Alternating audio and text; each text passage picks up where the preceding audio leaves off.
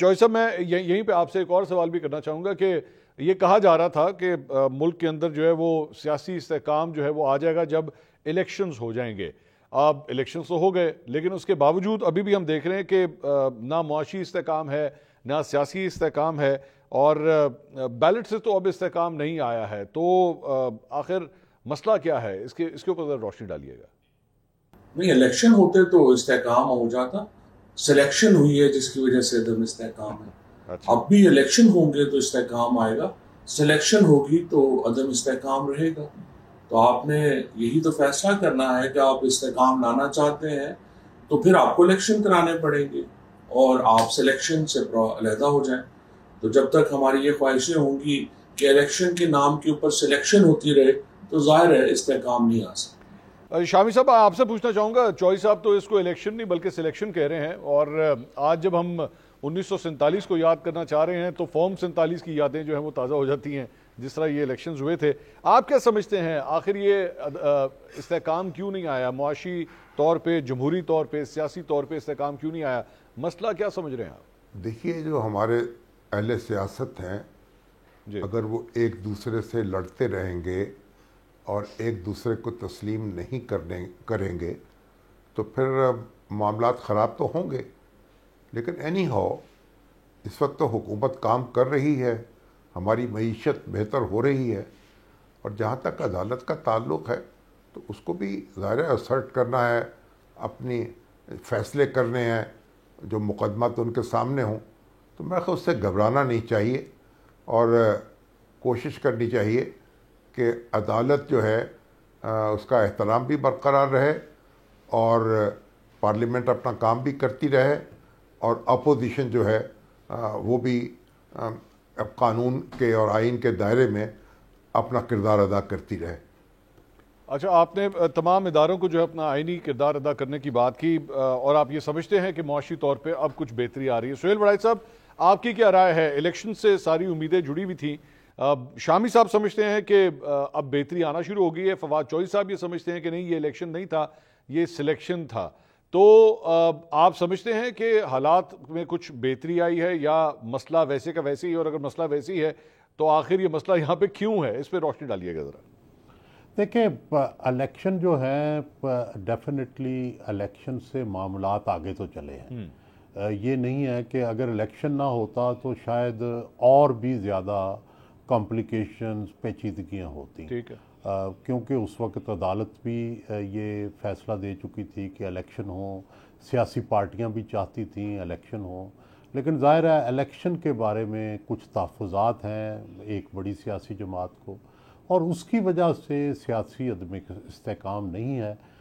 لیکن الٹیمیٹلی یہ ہوتا ہے کہ جب بھی پاکستان میں اس طرح کئی اختلافات ہوتے ہیں تو سارے لوگ اسی وجہ سے ورڈ ہیں.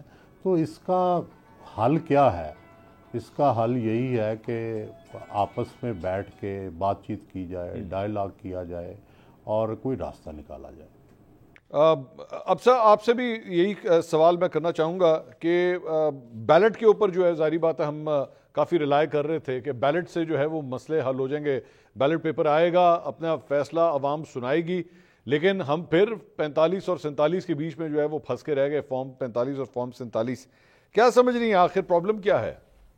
دیکھیں، آئیڈیلی تو بیلٹ سے ہی استحکام آنا چاہیے ایک جمہوریت میں، لیکن اس قسم کی فلاٹ ڈیموکریسی جب ہو تو ہم پھر بات کرتے ہیں، پھر جو اصول ہوتے ہیں اس کو ایک طرف رکھتے ہوئے ہم حالات کے مطابق بات کرتے ہیں. میں ذاتی طور پہ یہ سمجھتی ہوں کہ جب ہم استحکام کی بات کرتے ہیں، اسٹیبلٹی ملک میں لانے کی بات کرتے ہیں، تو اس وقت موجودہ صورتحال میں ہمیں اس طرف دیکھنا کہ کوئی سیاسی جماعتیں آپس میں بیٹھیں گی بہت اچھی بات ہے، لیکن انہوں نے اپنی اپنی سیاست بھی کرنی ہوتی ہے. وہ ساتھ بیٹھیں گے تو وہ کن 4 نقطوں کے اوپر اتفاق کر لیں گے، آج کانفیڈنٹلی کوئی بھی یہ نہیں کہہ سکتا. پاکستان جیسے ملک میں جس کو اس قسم کی معیشت کا سامنا ہے کہ جس کی مثالیں کم ملتی ہیں آج کے دور میں، جہاں اتنی بڑی پاپولیشن ہو اور اتنی بڑی ینگ پاپولیشن ہو، سو ہمارے لیے استحکام اسی طریقے سے آ سکے گا کہ سب اکٹھے بیٹھ کے ایک کنسنسس کے ساتھ اس قسم کی مستقل پالیسی پاکستان کے لیے بنائیں. وہ معاشی پالیسی بھی ہو، وہ ایکسٹریمزم کے حوالے سے. یہ 2 مسائل ہیں جو سب سے بڑے مسائل ہیں پاکستان میں. اب ہم اس نتیجے پہ بھی پہنچے ہیں کہ کہ یہ چند ایک خاندان ہیں جن کا پاکستان کے اوپر راج ہے، وہ اپنی سیاست کریں گے، وہ اپنی سیاست کے لیے کبھی پرو اسٹیبلشمنٹ ہو جائیں گے، کبھی اینٹی اسٹیبلشمنٹ ہو جائیں گے، اور ان کا کارکن جو شخصیات کے اراؤنڈ اس کے جذبات گھومتے ہیں وہ ویسا ہی رہے گا. لیکن ایک عام پاکستانی، اگر ہم سیاسی جو ہماری افیلیشنز ہوتی ہیں عام آدمی کی، اس سے بالا ہو کے سوچیں تو ان تمام لوگوں کے، تمام پاکستانیوں کے حالات ایک ہی جیسے ہیں. سو آئی تھنک، اور میں اس بات پہ بہت زور دینا چاہوں گی کہ ایسی پالیسی کی پاکستان کو اب سروائیول کی جنگ ہے، ایمرجنسی بیسس کے اوپر ایسی پالیسی بنانی چاہیے جس پہ سب کا اتفاق ہو، حکومت جو بھی آئے، لیکن عام آدمی کے حالات پہ ایک حد سے زیادہ اثر نہ پڑے. عام آدمی کے حالات جو ہیں وہ اس پہ فرق پڑنا چاہیے. اور ساتھ ہی ساتھ یہ جو فیملیز کے حوالے سے آپ نے بات کی کہ فیملیز کا راج جو ہے اس ملک کے اوپر قائم ہے. اعزاز سید صاحب، آپ کی کیا رائے ہے؟ اگر تو فیملیز کا راج اسی طرح قائم ہے اور انہوں نے ہی سب کچھ کرنا ہے تو پھر الیکشنز کا فائدہ کیا؟ کیوں تو پھر الیکشنز سے جو امیدیں باندھی جا رہی تھی کہ جناب الیکشنز ہو جائیں گے، حالات اس کے بعد بدل جائیں گے، تو فیملی تو پھر آ گئی، دوبارہ آ گئی. تو آخر مسئلہ کیا ہے؟ آپ کیا سمجھتے ہیں؟ دیکھیے، آپ یہ کہتے ہیں کہ الیکشن ہو گئے اور استحکام نہیں آیا. سوال یہ ہے کہ کیا الیکشن شفاف ہوئے؟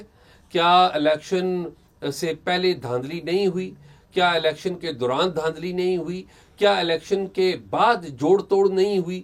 یہ سارا کچھ ہوا ہے. سال 2018 کا ہم نے انتخاب دیکھا جس میں بڑا ویزیبل رول نظر آیا ہمیں اسٹیبلشمنٹ کا.